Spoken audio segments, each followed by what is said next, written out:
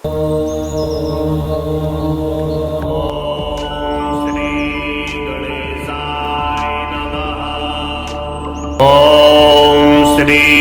गणेशाय नमः। अथ महालक्ष्मी अष्टकम्।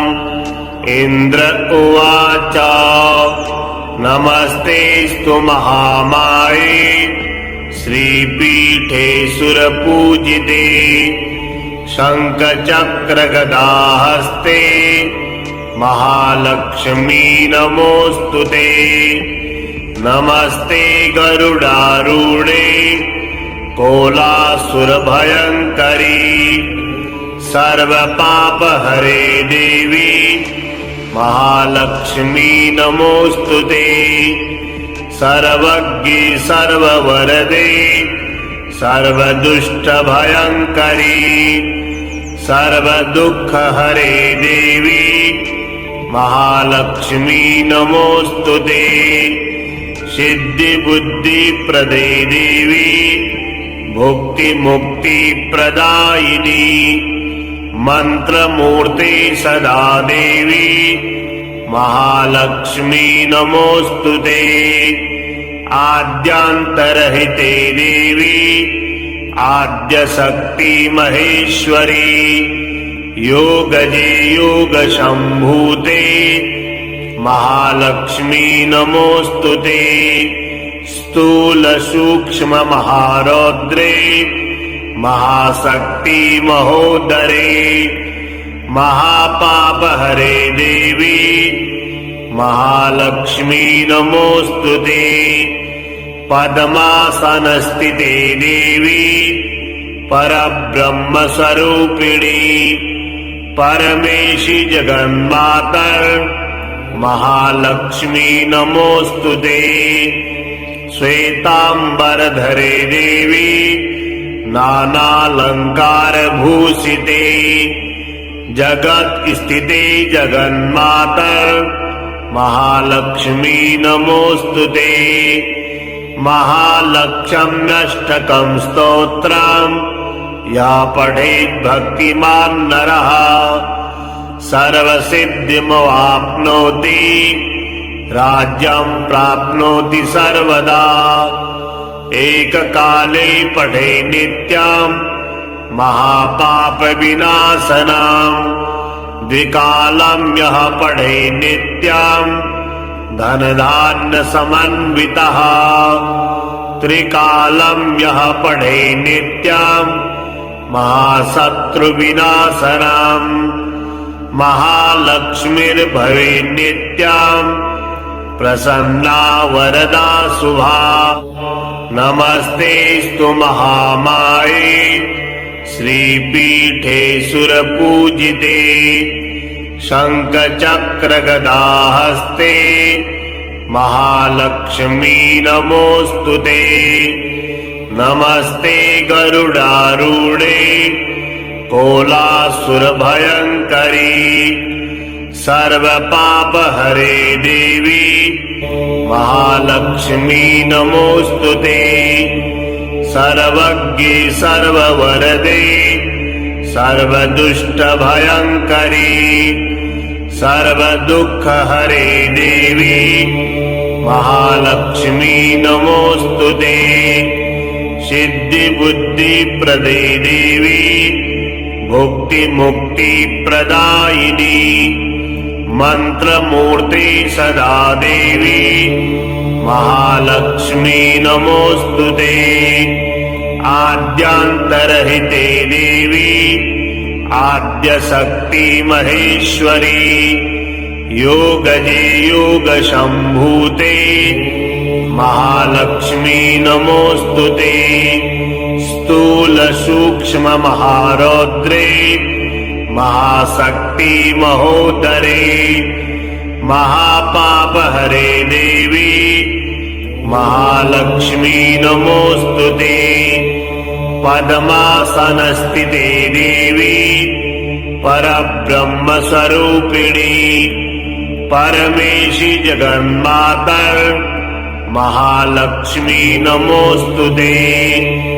श्वेतांबरधरे देवी नानालंकारभूषिते जगत् स्थिते जगन्मातर महालक्ष्मी नमोस्तुते महालक्ष्म्यष्टकं स्तोत्रम् या पठेत् भक्तिमान् नरः सर्वसिद्धिमवाप्नोति राज्यं प्राप्नोति सर्वदा एककाले पठे नित्यं महापापविनाशनम् द्विकालं यः पठे नित्यं धनधान्यसमन्वितः त्रिकालं यः पठे नित्यं महाशत्रुविनाशनम् महालक्ष्मीर्भवेत् नित्यं प्रसन्ना वरदा शुभा नमस्तेस्तु महामाये श्रीपीठे सुरपूजिते शङ्खचक्रगदाहस्ते महालक्ष्मी नमोस्तुते नमस्ते गरुडारूढे कोलासुरभयङ्करी सर्वपापहरे देवी महालक्ष्मी नमोस्तुते सर्वज्ञे सर्ववरदे सर्वदुष्टभयङ्करी सर्वदुःखहरे देवी महालक्ष्मी नमोस्तुते सिद्धिबुद्धिप्रदे देवी भुक्तिमुक्तिप्रदायिनी मन्त्रमूर्ते सदा देवी महालक्ष्मी नमोस्तुते आद्यान्तरहिते देवी आद्यशक्ति महेश्वरी योगजे योगशम्भूते महालक्ष्मी नमोस्तुते स्थूल सूक्ष्म महारौद्रे महाशक्ति महोदरे महापापहरे देवी महालक्ष्मी नमोस्तुते पद्मासनस्थिते देवी परब्रह्मस्वरूपिणी परमेशी जगन्मातर महालक्ष्मी नमोस्तुते श्वेतांबरधरे देवी नानालंकारभूषिते जगत् स्थिते जगन्मातर महालक्ष्मी नमोस्तुते महालक्ष्म्यष्टकं स्तोत्रम् या पठेत् भक्तिमान् नरः सर्वसिद्धिमवाप्नोति राज्यं प्राप्नोति सर्वदा एककाले पठे नित्यं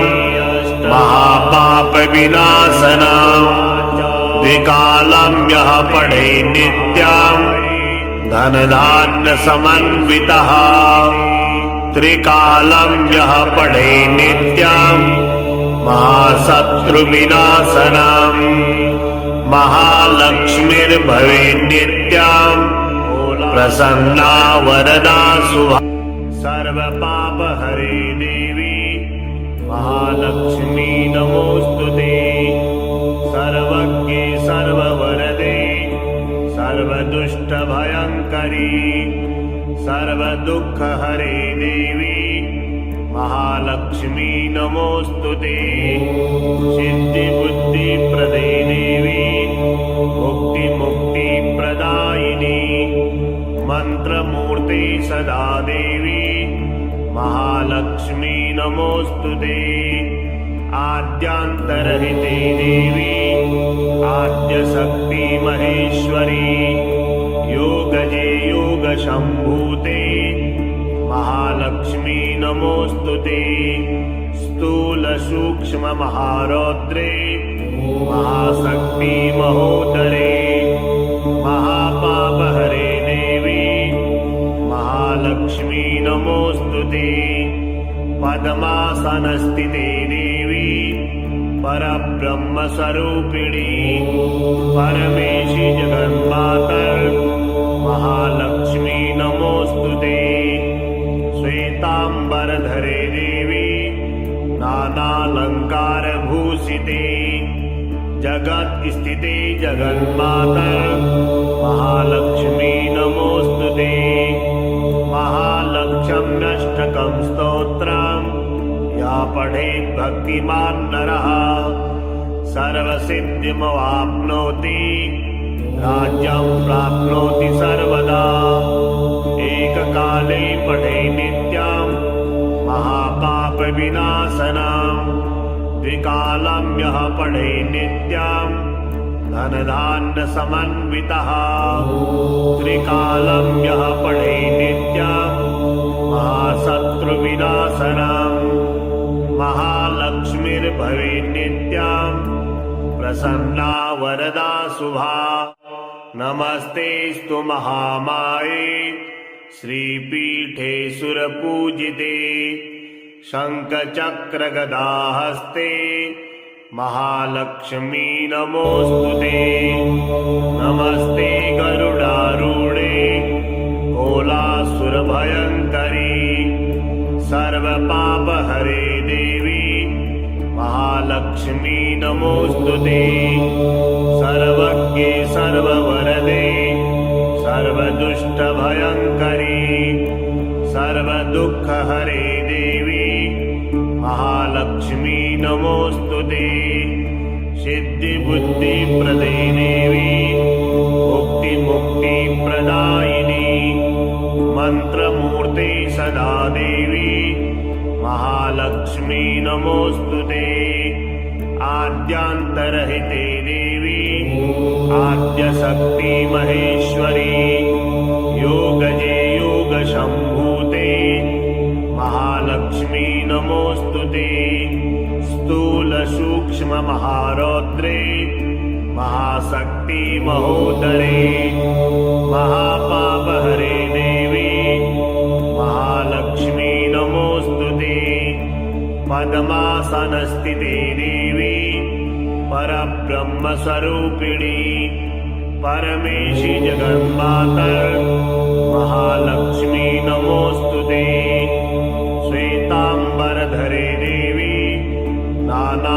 नानालंकारभूषिते जगत्स्थिते जगन्माता महालक्ष्मी नमोस्तुते महालक्ष्म्यष्टकं स्तोत्रम् या पठेत् भक्तिमान् नरः सर्वसिद्धिमवाप्नोति राज्यं प्राप्नोति सर्वदा एककाले पठे नित्यं महापापविनाशनं त्रिकालं यः पठे नित्यं धनधान्यसमन्वितः त्रिकालं यः पठे नित्यं महाशत्रुविनाशनं महालक्ष्मीर्भवेत् नित्यं प्रसन्ना वरदा शुभा नमस्तेस्तु महामाये श्रीपीठे सुरपूजिते शङ्खचक्रगदाहस्ते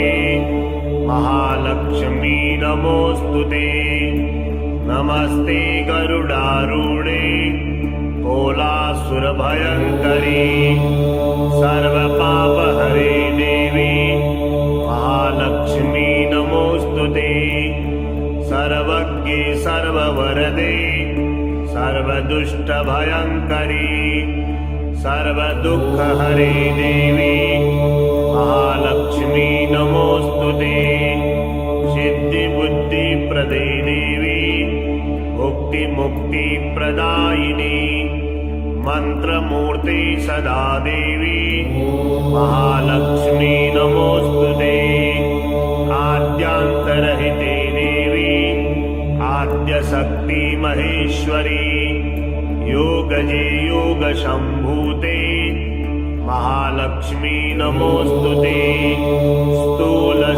स्थूलसूक्ष्ममहारौद्रे महाशक्ति महोदरे महापापहरे देवी महालक्ष्मी नमोस्तुते पद्मासनस्थिते देवी परब्रह्मस्वरूपिणी परमेशी जगन्मातर महालक्ष्मी नमोस्तुते श्वेतांबरधरे देवी नानालंकारभूषिते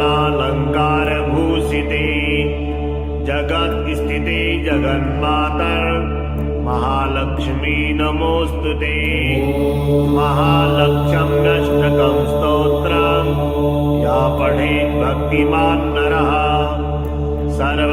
सर्वसिद्धिमवाप्नोति राज्यं प्राप्नोति सर्वदा एककाले पठे नित्यं महापापविनाशनं द्विकालं यः पठे नित्यं धनधान्यसमन्वितः त्रिकालं यः पठे नित्यं महाशत्रुविनाशनं महालक्ष्मीर्भवे नित्यं प्रसन्ना वरदा शुभा